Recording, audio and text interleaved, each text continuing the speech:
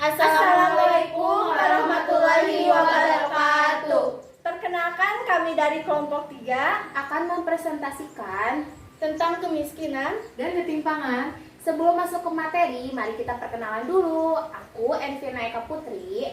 Aku Rasi Aulia Wijaya. Aku Puji Sestari Rahayu Abdullah. Dan aku Fauzia Turahma. Dan di sini saya akan membahas tentang batasan kemiskinan. Secara umum, kemiskinan merupakan kondisi di mana seseorang atau sekelompok orang tidak mampu memenuhi hak-hak dasarnya untuk mempertahankan dan mengembangkan kehidupan yang bermartabat. Konsep yang dipakai BPS dan juga beberapa negara lain adalah kemampuan memenuhi kebutuhan dasar basic needs approach, sehingga kemiskinan merupakan kondisi ketidakmampuan dari sisi ekonomi untuk memenuhi kebutuhan dasar makanan dan bukan makanan, diukur dari sisi pengeluaran. Menurut Sujono Sukanto, ahli sosiologi hukum, kemiskinan adalah suatu keadaan di mana seseorang tidak sanggup memelihara dirinya sendiri sesuai dengan taraf kehidupan kelompok dan juga tidak mampu memanfaatkan tenaga mental maupun fisiknya dalam sekelompok tersebut. Penduduk miskin adalah penduduk yang memiliki rata-rata pengeluaran per kapita per bulan di bawah garis kemiskinan, yaitu GK, yang diperoleh dari hasil survei atau sampel. Angka kemiskinan yang dirilis BPS merupakan data makro dan merupakan hasil Susena Survei Sosial Ekonomi Nasional yang menunjukkan persentase penduduk miskin terhadap jumlah penduduk dalam suatu wilayah. Angka kemiskinan menurun meskipun ambang batas kemiskinan Indonesia sering meningkatnya berbagai risiko perekonomian. Ambang batas garis kemiskinan pada Maret 2022 meningkat sebesar 4%, RP 505.469 dari sebelumnya RP 486.168 pada September 2021. Meskipun garis kemiskinan mengalami peningkatan angka kemiskinan di Indonesia pada dapat diturunkan, studi Bank Dunia Juni 2022 menyebutkan bahwa kenaikan harga komoditas di dalam negeri yang dipicu oleh pergerakan harga komoditas global diperkirakan akan menaikkan angka kemiskinan sebesar 0,2 poin persentase. Program BCPN yang diimplementasikan oleh pemerintah yang salah satunya menyasar kesejahteraan penduduk turut berperan dalam menjaga daya beli masyarakat dan mendukung perbaikan indikator tingkat kemiskinan di samping program yang dinikmati langsung oleh masyarakat seperti subsidi dan bantuan sosial. Nah, selain itu, penguatan pemulihan ekonomi yang terus berlanjut juga turut mendorong perbaikan tingkat kemiskinan. Lanjut Febrio, perbaikan tingkat kemiskinan pada Maret 2022 terjadi secara baik di seluruh pulau Indonesia maupun di tingkat perdesaan maupun perkotaan. Secara spesial, tingkat kemiskinan di perkotaan menurun menjadi sebesar 7,50%. September 2021 7,60%, Maret 2021 7,89%. Sementara itu, angka penduduk miskin di pedesaan mengalami penurunan menjadi 12,29%, September 2021 12,53%, Maret 2021 13,10%. Banyak pekerjaan serta produksi padi yang lebih tinggi pada awal tahun 2022 dibandingkan pada 2021 turut menopang perbaikan kondisi pendapatan di pedesaan. Di sini saya akan menjelaskan tentang macam-macam kemiskinan. Secara umum terdapat 6 macam kemiskinan, yaitu 1. Kemiskinan subjektif. Kemiskinan subjektif merupakan persepsi individu bahwa ia tidak mampu memenuhi kebutuhannya. Individu dengan persepsi seperti ini sebenarnya berkecukupan, hanya saja ia merasa tidak puas dengan pendapatannya. Yang kedua, kemiskinan mutlak. Kemiskinan ini merupakan bentuk kemiskinan di mana pendapat individu atau keluarga berada di bawah persyaratan kelayakan atau di bawah garis kemiskinan. Pendapatan tersebut tidak dapat memenuhi kebutuhan pangan, sangan, papan, pendidikan, dan kesehatan. Yang ketiga, Kemiskinan relatif. Kemiskinan jenis ini merupakan bentuk kemiskinan yang diakibatkan oleh dampak kebijakan pembangunan yang belum menjangkau seluruh lapisan masyarakat. Misalnya banyak pengangguran karena kurangnya pekerjaan. Yang keempat, kemiskinan alamiah. Kemiskinan alamiah adalah kemiskinan yang disebabkan oleh kurangnya sumber daya alam.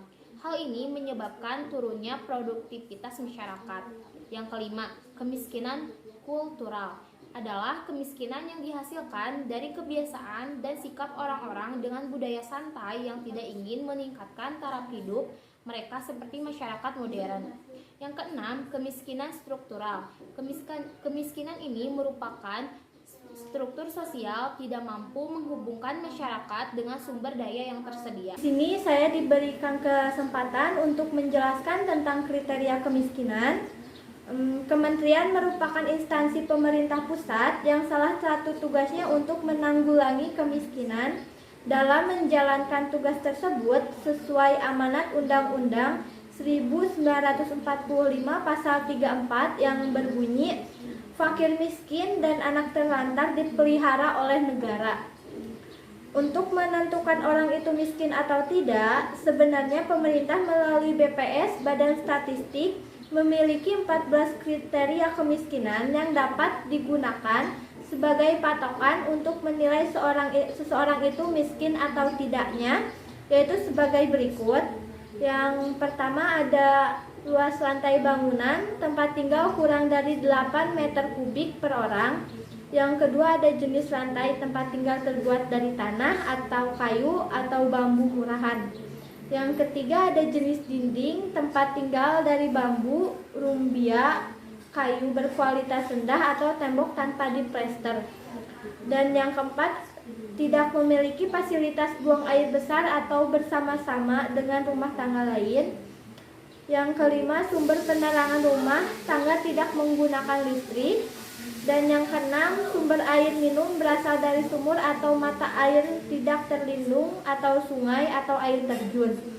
Dan yang ketujuh, bahan bakar untuk memasak sehari-hari adalah kayu bakar atau arang atau minyak tanah.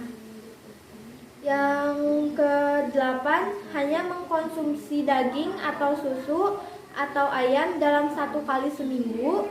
Dan yang kesembilan, hanya membeli 1 setel pakaian baru dalam 1 tahun. Dan yang ke-10, hanya sanggup makan sebanyak 1 atau 2 kali dalam sehari. Dan yang ke-11, tidak sanggup membayar biaya puskesmas atau politeknik. Yang ke-12, sumber penghasilan kepala rumah tangga adalah petani dengan luas lahan 500 meter kubik, buruh tani, nelayan, buruh bangunan, buruh perkebunan, dan pekerjaan lainnya dengan pendapatan di bawah 6 juta per bulan.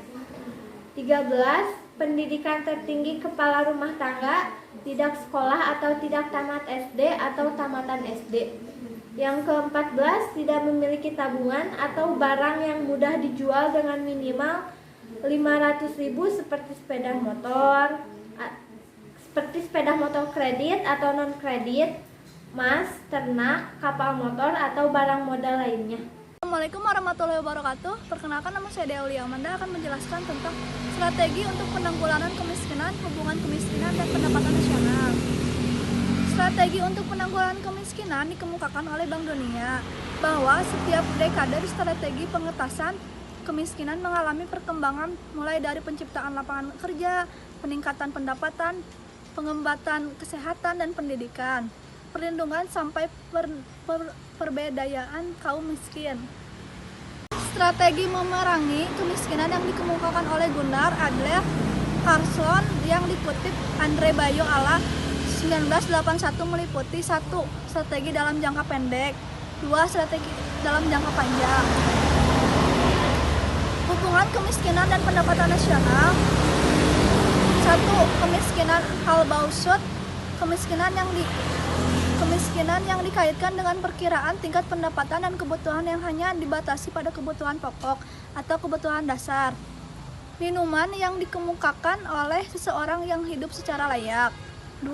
Kemiskinan relatif. Kemiskinan dilihat dari aspek ketimpangan sosial karena ada orang yang sudah dapat memenuhi kebutuhan dasar minumannya tetapi masih jauh lebih rendah banding masyarakat sekitarnya. Materi selanjutnya adalah hubungan pertumbuhan ekonomi dengan distribusi pendapatan. Dari segi teori, ekonomi dapat dijelaskan sebagai berikut, yaitu ada dua macam teori. Yang pertama adalah teori dari Karl Marx 1787. Beliau berpendapat bahwa pertumbuhan ekonomi pada tahun awal pembangunan akan meningkat permintaan tenaga kerja. Kenaikan tingkat upah dan tenaga kerja selanjutnya berpengaruh terhadap kenaikan resiko kapital terhadap tenaga kerja sehingga terjadi penurunan terhadap permintaan tenaga kerja. Akibatnya, masalah pengangguran dan ketimpangan pendapatan.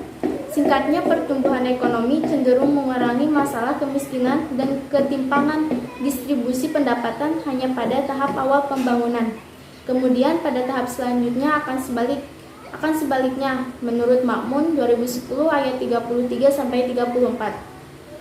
Teori yang kedua yaitu pertumbuhan ekonomi menurut Kazines. Menurut Kazines, beliau seorang ekonomi, menyatakan bahwa pertumbuhan ekonomi di negara miskin awalnya cenderung menyebabkan tingginya tingkat kemiskinan dan ketidakmerataan distribusi pendapatan. Namun bila negara-negara miskin tersebut sudah semakin maju, maka kemiskinan dan ketimpangan distribusi pendapatan akan menurun.